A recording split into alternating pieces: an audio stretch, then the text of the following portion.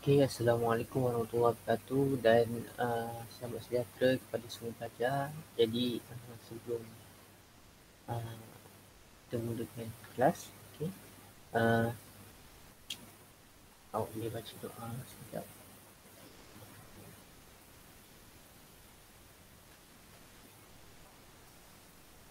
Dan amin. Okay, okay. Jadi kita akan sambung bab 9 kita ke subtopik 9.3 penyerapan. Okay. Okay, hari ini kita akan sentuh kepada 9.3, 9.4 dan 9.5. Okay. Jadi saya harap awak dapat catch up lah untuk pengajian hari ini. Jadi awak boleh sediakan nota dulu dan buku teks awak. Okay. Okay, dalam penyerapan ni kita akan sentuh pada bahagian usus kecil, terutamanya di bahagian ilium. Okay. Dan juga di bahagian ilium juga kita akan dapat lihat ada satu struktur yang penting untuk proses penyerapan ni, iaitu villus. Okay.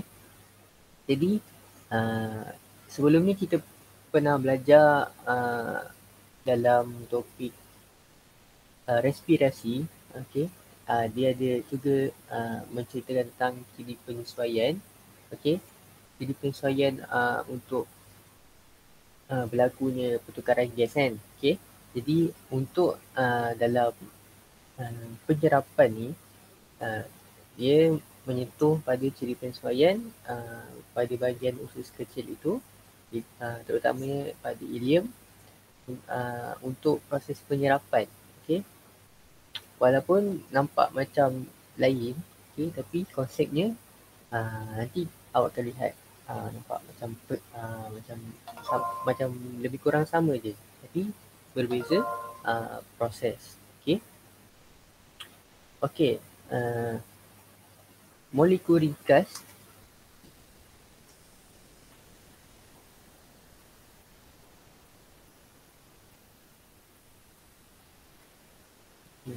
molekul ringkas. Okay.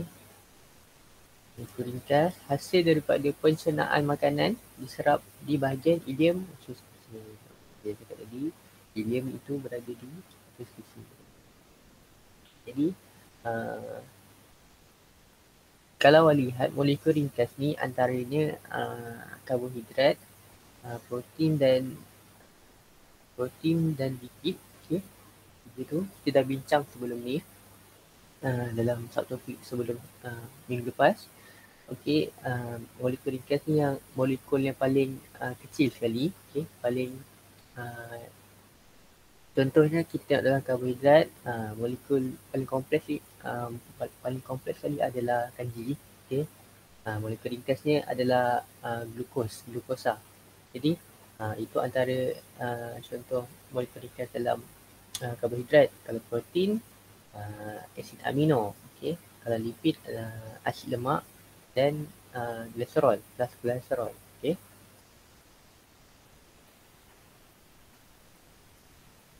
Ini adalah raja ilium keratan retas usus kecil. Okay. Sebahagian daripada usus kecil. Okey, kita tengok ciri penyesuaian untuk ilium. Jadi ilium ni mempunyai ciri penyesuaian yang berlipat-lipat. Okey. Lapisan dalam yang berlipat-lipat. Satu. Okey. Dan dilitupi unjuran-unjuran halus disebut villus. Okey, tadi saya sebut pasal villus. Jadi villus tu inilah kita rajah ni unjuran-unjuran halus. Okey.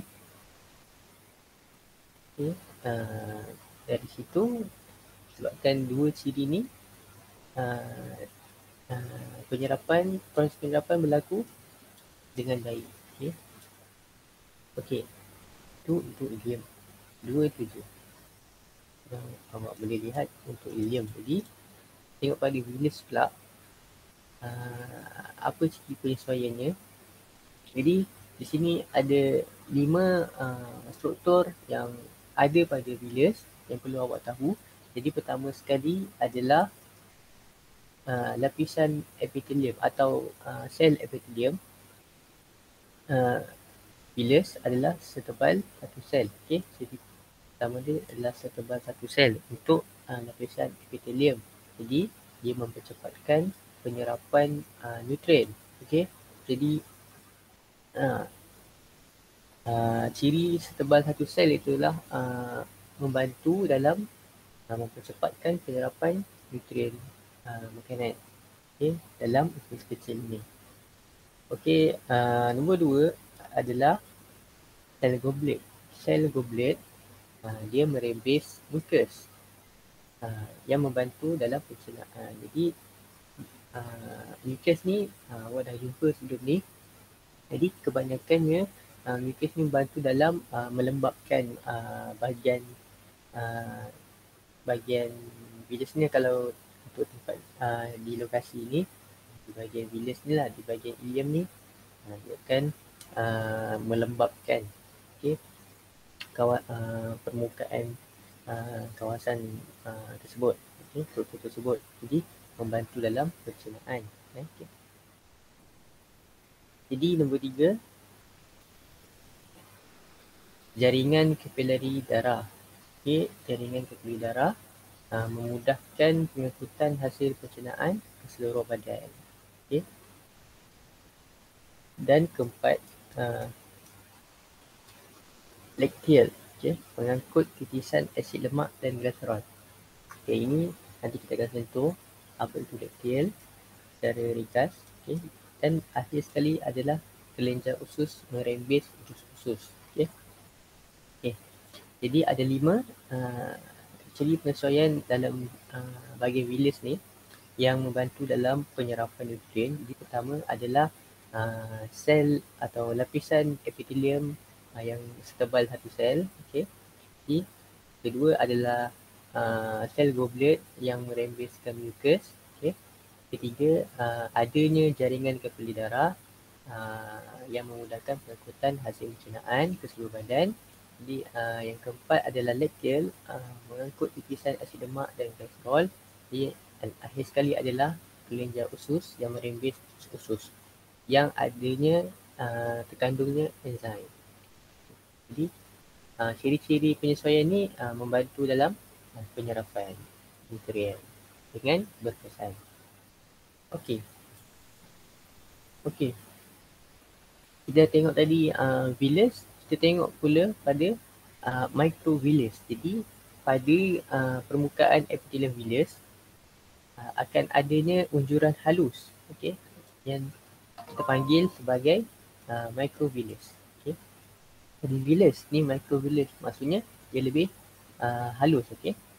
Jadi kenapa adanya microvillus ni? Supaya membantu dalam meningkatkan kadar penyerapan nutrien, di mana microvillus ni menyediakan luas permukaan yang besar. Okay. Okay, macam sebelum ni dalam respirasi kita ada belajar pasal jumlah luas permukaan per isi padu. Ini konsepnya lebih kurang lah. Okay. Jadi microvillus menyediakan luas permukaan yang besar untuk meningkatkan kadar penyerapan nutrien. Okey, ini adalah rajah di mana pelbagai molekul nutrien yang akan diserap melalui Willis, struktur Willis ni. Okay, seperti kita nampak dia laktil. Okay. Laktil tu dah diselubungi oleh kapilari darah. Okay. Dan ini adalah bentuk-bentuk secara simbol molekul ringkas nutrien dan yang daripada pelbagai bulan. Okey, kita tengok cara penyerapan makanan tercerna di ileum. Okey, di sini saya bantu untuk mudahkan awak membaca table ini dengan lebih mudah. Jadi pertama sekali kita tengok ada diserap melalui. Jadi kita tengok ni di bahagian makanan di sini ni ada banyak nama molekul ringkas yang akan diserap di ileum. Okay. Jadi pertama sekali kita tengok pada diserap melalui. Okay. Di sini kita tengok ada dua laluan, kira laluan ataupun laluan lah. Okay. Lebih mudah. Okay. Jadi ada dua laluan untuk penyerapan makanan tercerna di ileum. Jadi pertama sekali adalah sel epitelium ke dalam kapilari darah. Okay. Keduanya adalah sel epitelium ke dalam bakterial. Okay. Tulis dalam pengetahuan awak tu. Okay. Buatlah carta ke ataupun minda ke. Okay. Yang memudahkan awak nak faham untuk bahagian ni. Jadi okay, kita dah kelaskan sel epitelium ke dalam kapilari darah dan sel epitelium ke dalam bakterial. Lepas itu kita tengok pada makanan tercerna yang terlibat yang boleh diserap melalui antara dua cara tu lah, okay, atau laluan. Jadi yang pertama sel epitelium ke dalam kapilari darah, dia melibatkan fruktosa, glukosa dan galaktosa, asid amino, vitamin B dan C serta air. Jadi ingat, okey, secara umumnya, okay, fruktosa, glukosa dan galaktosa ni adalah molekul ringkas di bawah kelas karbohidrat. Okay. Asid amino pula ialah di bawah kelas protein. Okay. Jadi dan vitamin B dan C dan air itu berlainan lah. Jadi itu boleh ingat macam tu je. Okay. Jadi ini kau boleh ingat karbohidrat secara umumnya, karbohidrat dan protein akan diserap melalui sel epitelium ke dalam kapilari darah serta vitamin B dan C dan air. Okay. Jadi dia selesai di situ, kita tengok pula di mana cara penyerapan untuk setiap makanan tercerna itu. Dia ada caranya, okay, sendiri. Jadi untuk fruktosa menggunakan cara resapan berbantu. Okay. Mungkin awak pernah dengar tentang resapan berbantu. Jadi awak boleh cek balik di internet apa itu resapan berbantu. Jadi untuk bahagian ni awak hanya tahu apa cara penyerapan saja, itu pun sudah memadai. Jadi yang kedua, glukosa dan galaktosa akan menggunakan cara pengangkutan aktif. Asid amino menggunakan sama juga macam glukosa dan galaktosa, pengangkutan aktif. Untuk vitamin B dan C, ia akan diserap bersama air. Dan akhir sekali untuk air, dia diserap melalui cara osmosis. Okay. Jadi osmosis ni pun awak boleh cari balik dalam internet ataupun buku nota lepas-lepas. Okay. Apa itu osmosis. Okay. Awak boleh study balik. Jadi kita selesai pada laluan pertama. Okay. Ataupun laluan pertama. Okay. Yang kedua pula, sel epitelium ke dalam bakterial melibatkan asid lemak dan glycerol. Okay. Dan serta vitamin vitamin A, D. Okay. Senang nak ingat. Okay. Dua ni. Jadi asid lemak dan glycerol ni adalah molekul ringkas untuk lipid. Okay. Untuk lipid. Okay. Untuk laluan sel epitelium ke dalam bakterial ni hanya dua ni saja. Bukan dua. Vitamin A, adik. Okay. Ada 4. Okay. 5. Okay. Dia awak kena ingat. Okay. Apa makanan tercerna yang boleh diserap melalui sel epitelium ke dalam bakterial. Okay. Itu saja. Jadi secara mudahnya untuk kelas kedua ni, ianya menggunakan cara penyerapan resapan ringkas. Ringkas ucapan biasa lah. Okay. So jadi awak dah jumpa antara istilah yang awak boleh study balik, okay, resapan pembantu, pengangkutan aktif, okay, osmosis, resapan ringkas, okay, awak boleh check balik Okay. Settle untuk bahagian tu, jadi kita akan tengok pula pada proses asimilasi. Okay, 94 asimilasi. Jadi sebelum kita sentuh lebih mendalam tentang asimilasi, kita tengok dahulu pada peranan sistem peredaran. Okay.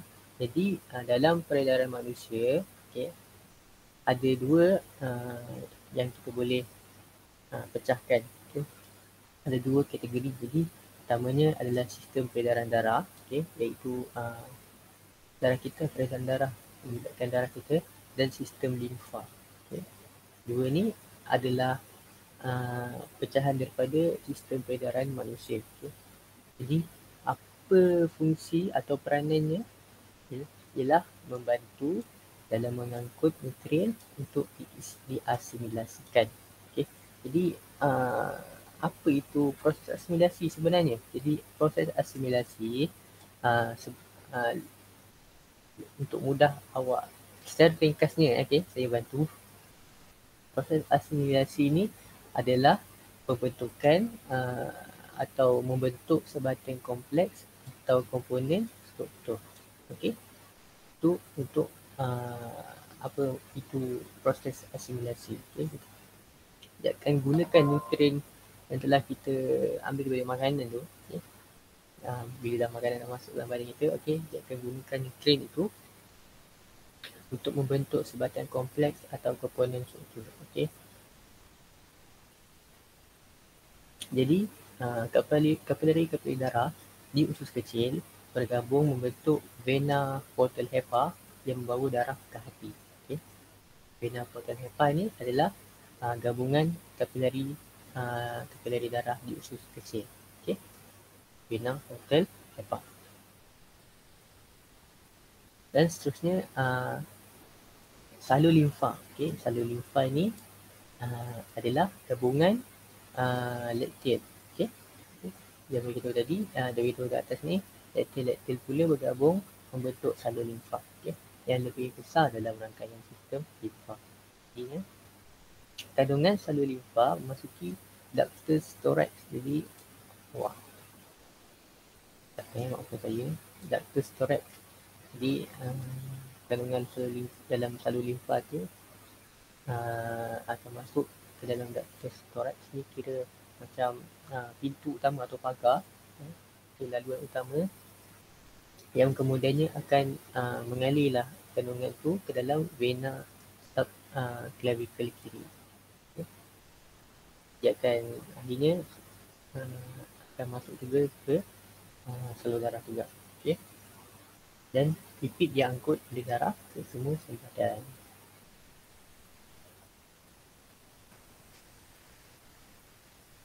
Okay.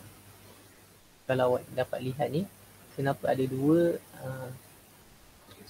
ada sistem limfa, ada sistem peredaran darah, kenapa perlu ada salur limfa, sistem limfa ni. Okay. Sebab ringkasnya, okay, ini untuk pengetahuan tambahan. Jadi molekul makanan kadang-kadang tak boleh nak masuk melalui salur darah secara terus. Okay. Okay, ada juga yang perlu lalu di bahagian lain, okay, laluan lain ada atas sebab tentulah itu awak boleh buat research sendiri. Okay. Tapi untuk channel awak ni, awak hanya tahu berkenaan ini saja pun sudah memadai.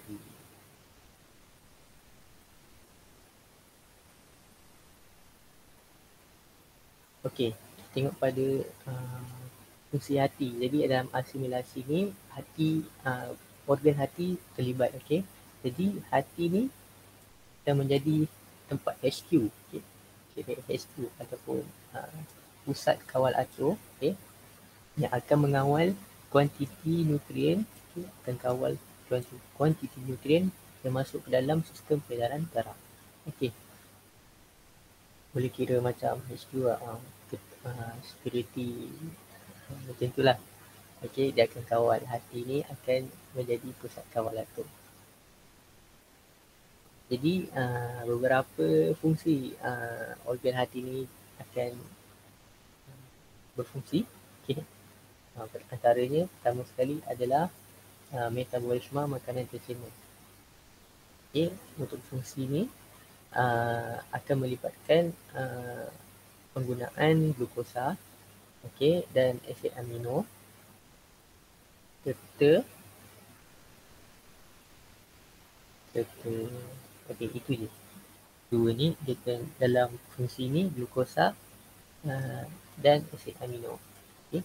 Jadi glukosa ni akan digunakan untuk respirasi sel. Okey. Manakala yang asid amino ni dia akan guna untuk sintesis protein plasma dan enzim. Okey. Okay, kalau dalam bahagian hati itu ada asid amino yang berlebihan, dia akan ditukar kepada urea. Okay. Asid amino yang berlebihan akan ditukar menjadi urea untuk dikumpulkan melalui air kencing, melalui proses pendiaminaan. Okay, itu cakap awak tahu gitu tak? Okay. Pun okay, itu sudah memadai. Yang kedua adalah penyah toksinan. Okay. Jadi penyah toksin maksudnya kita buang bahan toksik dalam badan kita. Jadi hati ni akan berfungsi untuk fungsi inilah. Okay. Jadi sel hati menyingkirkan bahan yang toksik daripada darah dan bahan toksik disingkirkan melalui air kencing. Okay. Dan akhir sekali adalah hati juga berfungsi sebagai tempat penyimpan nutrien. Jadi antara salah satunya adalah glukosa. Okay. Jadi glukosa yang terlebih atau lebihan glukosa yang tak digunakan akan ditukar kepada glycogen. Okay. Daripada glukosa yang berlebihan akan ditukar kepada glycogen untuk disimpan dalam hati. Okay. Itu antara fungsi hati, okay, dalam proses asimilasi. Okey, ini tengok secara ringkas tadi dah saya datangkan asid amino dan glukosa ni, jadi awak boleh baca dalam buku teks awak pun ada. Ini ajar menunjukkan gerakan penangkapan nutrien serta asimilasi dalam hati. Macam mana nutrien itu bergerak, okay, yang berada dalam saraf darah, dalam usus kecil akan diserap, lepas tu dia masuk dalam saraf darah, ada yang akan masuk dalam saraf limfa, akan masuk dalam saraf darah balik, okay, dan akan pergi ke bahagian hati, okay, untuk proses seterusnya. Okay.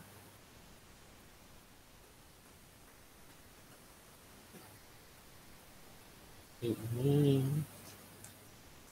proses asimilasi dalam sel, okay, melibatkan asid amino, glukosa dan lipid. Okay.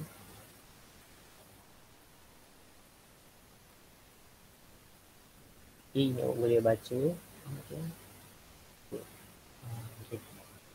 Asid amino, glukosa, yang pertama respirasi sel, glycogen.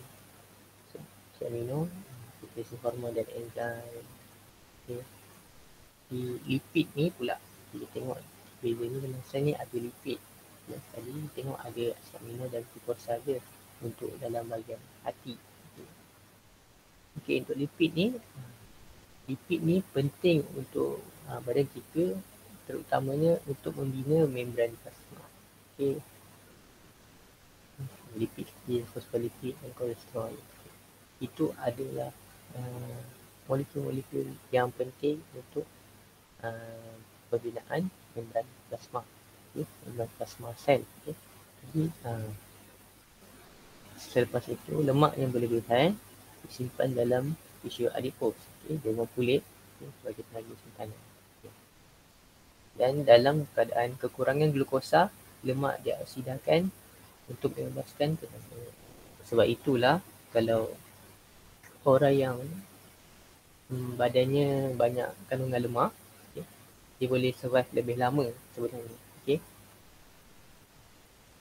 So kira kalau lemak dalam badan dia, lemak simpanan banyak, okay,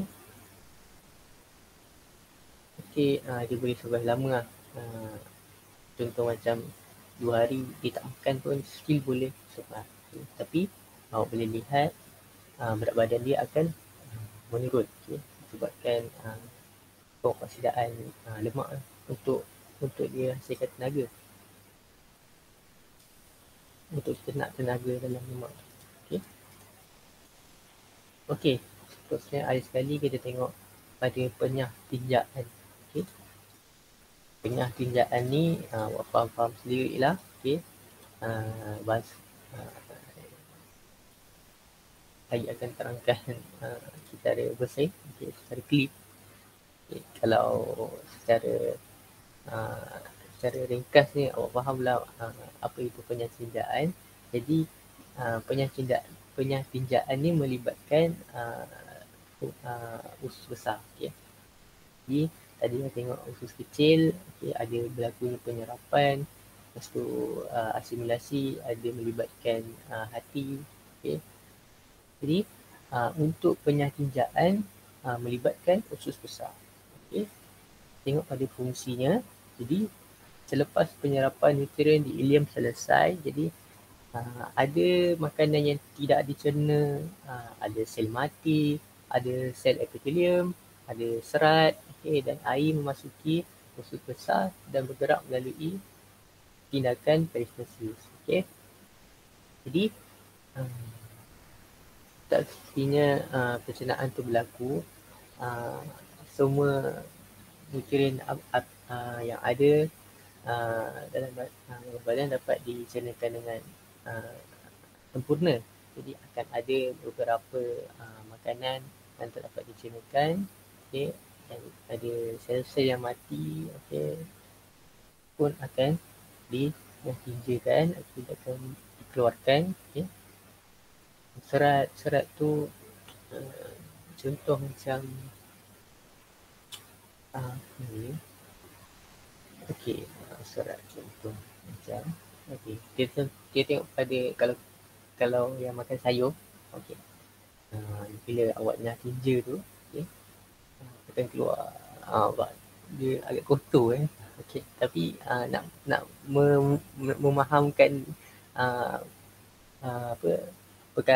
fungsi ni, jadi awak boleh faham lah macam tu. Okay.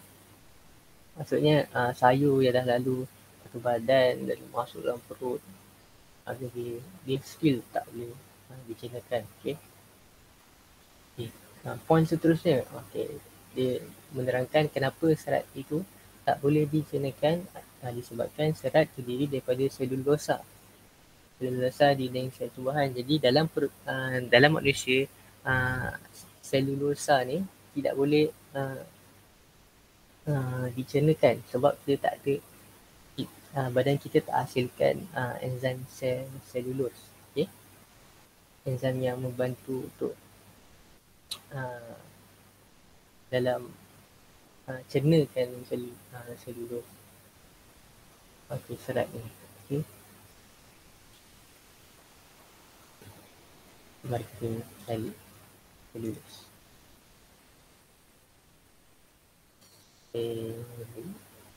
Selulosa.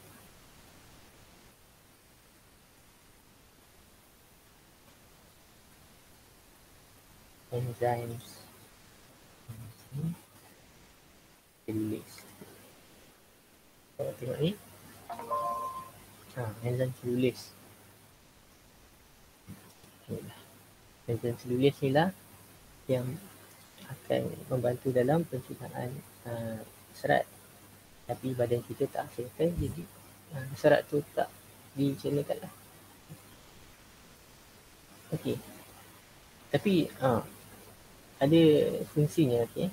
Walaupun dia tak boleh dicernakan, tapi ada yang membantu dalam penyakit ni berlaku dengan baik, okay, berlaku dengan tanpa ada masalah. Jadi usus besar menjalankan dua fungsi utama, iaitu penyerapan air dan vitamin dan pembentukan tinja. Okay. Dari kalau dalam istilah sains tinja, kalau istilah biasa, istilah umum, fahamlah. Awak sendiri boleh cari. Okay. Penyerapan air dan vitamin ni, fungsi pertama ni penyerapan air dan vitamin. Bahan yang diserap ialah air dan garam mineral dan hasil sampingan metabolisme setengah bakteria. Misalnya vitamin B, K dan asid folik. Jadi dalam badan kita ni, terutama di bahagian usus, akan ada bakteria yang hidup. Okay? Bukan bakteria yang buruk lah. Jadi bakteria yang membantu dalam sistem halaman kita. Okay. Contoh macam kalau buat minum air apa, kultur, air yogurt semua yang ada bakteria sihat kan, bakteria baik yang membantu dalam sistem halaman bagai tu. Itulah antara bakteria yang tinggal di dalam usus kita. Okay, dia membantu. Maksudnya bakteria tu berfaedah. Okay. Dia bukan bakteria jahat. Cara mudah yang faham. Itulah. Yang kedua adalah pembentukan tinja. Jadi dalam usus besar ni, air yang lalu dalam usus besar ni akan diserap. Okay. Jadi sisa-sisa yang tinggal yang berupa separuh pekerjaan akan disebut sebagai tinja. Okay. Jadi tinja mengandungi sel-sel mati. Okay. Tinja mengandungi sel-sel mati daripada lapisan dalam usus, bahan buangan, okay, bakteria dan bahan toksik. Okay. Segala macam benda sel mati, okay, yang tak diperlukan dalam badan akan dibuang melalui proses pentinjaan dalam bentuk tinja. Okay. Jadi dinding usus besar merembeskan mukus. Okay. Dinding usus besar merembeskan mukus. Okay. Tujuannya untuk apa? Untuk melicinkan pergerakan tinja, okay, hingga ke dubur. Kalau tak ada mukus ni, susah untuk tinja ni nak dikeluarkan. Okay. Dia macam mukus ni adalah pelincir, okay, melicinkan laluan ni untuk tinja tu bergerak. Okay. Tinja mengambil masa selama 12 hingga 24 jam untuk bergerak sebelum mesti. Okay. Tinja akan terus dikumpulkan dalam rektum sehingga tekanan dalam rektum meningkat dan menyebabkan keinginan untuk menyingkirkan tinja dari badan. Okay. Otot-otot rektum mengecut untuk mengeluarkan tinja dari dubur. Proses ini disebut penyahinjaan. Okey.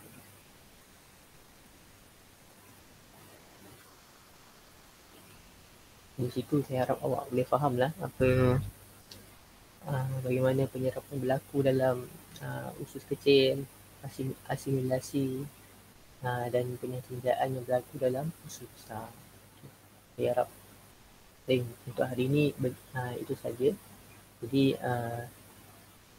saya harap awak boleh faham apa yang saya ajar hari ini. Kalau ada soalan atau masalah, boleh PM saya, okay? Tanyakan soalan-soalan yang mungkin awak ada bahagian-bahagian awak tak faham. Okay? Okay, untuk minggu ni itu saja. Jadi nanti dalam grup saya akan bagi quiz. Okay? Untuk yang dah tengok video ni, terima kasih banyak-banyak, okay, sebab hadir kelas hari ni. Jadi